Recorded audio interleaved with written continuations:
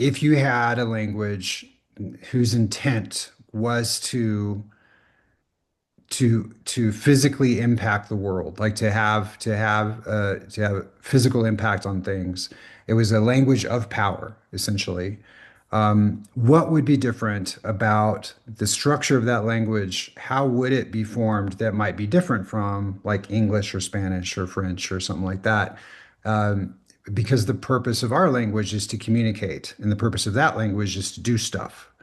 And so like what would be different? So I did just do some basic thinking about that and figured out, well, this language will probably be its sentence structure will be based on a different a different outcome. Like it's not to communicate a message, it's to accomplish a task.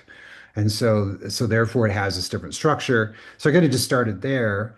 And it has to get its power from somewhere. So thus come the words of invocation that start out in Deil'o. And so I first started with Deil'o and I just created like, here's the basic structure of it. And then where are the language, the earth languages that I wanted to kind of pull from.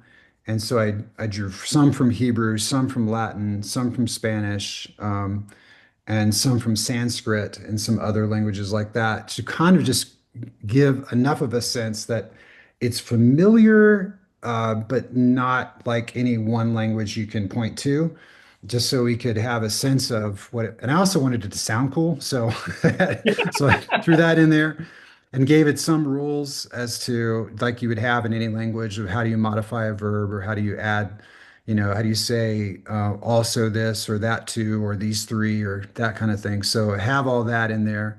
So just a basic structure. And then once I went into the story, as things needed to be said, I just sort of created the vocabulary as I went. Sometimes having to go back and research, like I said, those other languages to see how that word or that idea was conveyed in those languages, and then finding the closest sort of match to what I was creating in Deil'o.